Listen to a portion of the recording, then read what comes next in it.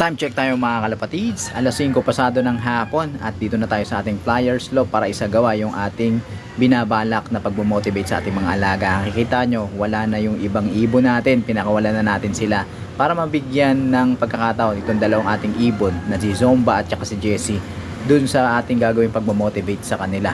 At eto na nga yung asawa ni Zomba, yung babae, una na natin tong ipapasok dito sa ating flyer slope. No animals were harmed during the filming of this video. Ayan, tignan nyo yung aktwasyon, yung attitude nilang dalawa mga kalapatid, sabik na sabik. At ito rin, nilagay ko na rin yung pares naman, pinaparisan ito ni Jessie. Tingnan nyo, ayan, nagre-response yung babae at talagang sabik na sabik. Oorasan natin sila dahil mamaya-maya paghihiwalayin din natin sila para masabik sila sa isa't isa. Samantala, yung ating mga ibon na nasa labas, eto gustong pumasok, yung anak ni Angel. Kaya lang hinarangan ko ng screen yung trapdoor para mabigyan ng privacy muna etong dalawang pares na naririto. Kung mapapansin niyo yung pares ni Jessie, itong hinutuka-tuka niya pa dahil nga first time niyang magkaroon ng pares. Samantalang ito, yung pares ni Zomba, mukhang sanay na yan mga kalapatids dahil nakapag-clutch na yan nung mga nakaraan. Nilagyan na rin natin ng pugad para ma-mindset na sila mga kalapatids. At maya-maya lang, nalagyan natin ng konting variation. Total na nagmo-motivate na lang din tayo nito. Sagad-sagad din na rin natin mga kalapatids. So, subukan natin pasilusin yung ating mga kak. Maya-maya, mga 5 minutes pa, ilalagay natin dito yung ating mga kak, yung itim tsaka yung si Naruto para pagselosin etong dalawang ibon natin. And then hopefully matrigger yung emotion nila and sasampan na natin sila mamaya. Time check mga kalapatid, siguro pwede na nating ilagay yung mga kontrabida sa love story nila para maging maganda yung eksena. Alright, so ito, papasukin na natin tong kawawang ibon na to na anak ni Angel. Gusto nang pumasok mga kalapatids eh. Ayan, tinanggal ko na yung harang. Samantala, nandito yung dalawang kak natin, si Nogin at si Naruto, para tumayong kontrabida sa eksenang ito ng ating ginagawang pagmamotivate mga kalapatids. Ang totoo, ayoko talaga gawin to mga kalapatids. Ayoko talaga nagmamotivate kasi nga nagugulo yung setup ng ating flyer slope at lahat ng mga naririto ay damay-damay mga kalapatids. Unang-una kasi wala akong proper materials, kaya alternative na lang. At isa pa, gaya nga ng nabanggit natin nung nakaraan, sa pagmamotivate, you can help 1 or 2 birds then hurt most of your birds. Yan, ganyan nga ang nangyayari ngayon mga kalapatids. Pero wala tayong magagawa, kapit tayo sa patalim. Okay, so ilalagay ko na to dito sa ating flyer slope, and then sila naman, yung mga kak naman natin ang ilalagay natin sa training box, tapos lalagay natin sila dito para makita nila yung eksena dito sa loob ng ating flyer slope, and then hopefully magselo sila, matrigger emotion nila, and then yun yung babaunin nila dun sa truck para pagdating ng liparan magmamadali silang umuwi. Tara, ayan mga kalapatids, nandito na yung mga gaganap na kontrabida. Alerto na yung ating mga kak dahil nga nasa defensive mode at territorial mode na sila. So sila naman yung ating ilalagay dito sa ating training box. Ayan mga kalapatids, nilagay ko dyan sila, buti medyo maliwaliwanag pa para makita nila yung kanilang mga pares na naririto. At eto, subukan natin ilagay itong mga kak natin. No animals were harmed during the filming of this video. Yan, lagay natin yan dyan. Ito dito sa kabila, yan. Ayan yung kontrabidang si Naruto at ito si Nogin. So tingnan natin yung aktwasyon nila mga kalapatids. Mag-alboroto yan yung mga chicks natin. May mga dumidiskarte. Ayan, galit na si sino nagagalit? Nagalit na si Jessie mga kalapatids. Yung kalmadong ibon natin nagalit na. Samantalang ito, binabara ko na yung pares nila. Ayan, ala, ayan, ayan, tagparis pa naman tong yung ibon natin. Alright, ayan yung dalawang ibon natin mga kalapatid, selos na selos.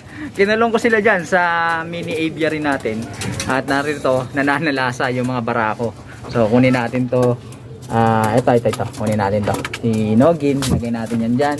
At ito yung pares ni Zomba. Ayan, lagay natin yan dyan. Ayan, sige. Ayan, galit na galit yung dalawang ibon natin.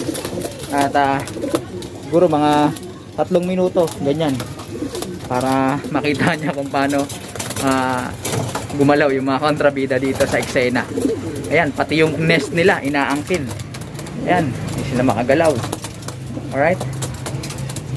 So siguro okay na yan. Ngayong hype na yung kanilang emotion, kukunin na natin sila, ibabasket na natin sila, and hopefully mabaon nila yan doon sa truck hanggang sa araw ng liparan. Narito na sa loob ng ating training box yung dalawang ibon natin na si Angel at si Zomba. So mamaya maya ibabiyahin na namin yan doon sa loading station sa may BBCM headquarters para ma-entry sila at makalipad sa darating na linggo sa first lap ng NDR 2024. 75 years later. Okay mga kalapatids, narito na tayo sa BBC Manila headquarters para isampa o ikarga yung ating mga alaga dun sa truck. At nakita nyo, napakaraming tao dito mga kalapatids. Buti na lang inagahan namin at dun sa pila na aming pinilahan hindi ka pa ganun karami yung mga naglo-load. Pero hindi ako nagkakamali mga kalapatids, inabot yan ng madaling araw. Eto, unang-una na lalagyan ng sticker yung ating ibon na si Zomba, naka green ring band. Ayan mga kalapatids, yung video na to ang magsisilbing ating documentation just in case na kailanganin ng club for verification. Ayan, kitang-kita mga kalapatids, nilagyan ng sticker at ipinasok dun sa crates. Sumunod, ito si Jessie mga kalapatids. Ayan, orange ring band naman mga kalapatids na kanubi. So sana makauwi yung ating mga ibon na to sa araw ng linggo. Abangan nyo yan mga kalapatids. Sumenyas na yung coordinator na clear na yung ating ibon and ready to crates na mga kalapatids. O ready to be basket na. Ayan. Ayun. The next day. Good morning sa inyo mga kalapatids. Dito, balik tayo dito sa ating kulungan at kagabi nga, nag-load tayo. Medyo ginabi na rin tayo nun dahil napakarami naglo-load mga kalapatids. At tignan nyo yung panahon. Ngayong araw ng Sabado, mukhang uulan, mukhang may thunderstorm na naman. Pero sana sa araw ng kinabukasan, which is Liberation Day ng ating mga alaga doon sa Bawang La Union, sana maging maganda yung panahon. Dito tayo sa ating flyer slope. Ayan, ito yung mga naiwan dito mga kalapatids. Pansamantala, inalis ko muna yung kanilang mga pugad. Dahil eto yung pares ni Zomba, pagising ko kaninang umaga, nakikipagparisan dito sa itim nating ito. Ayan, nakikipagparisan dyan, salbahe. Nagtataksil dun sa kanyang pares. Tagparis na rin kasi talaga to mga kalapatids dahil ngayon nilagay natin siya dun sa ating breeder's cage.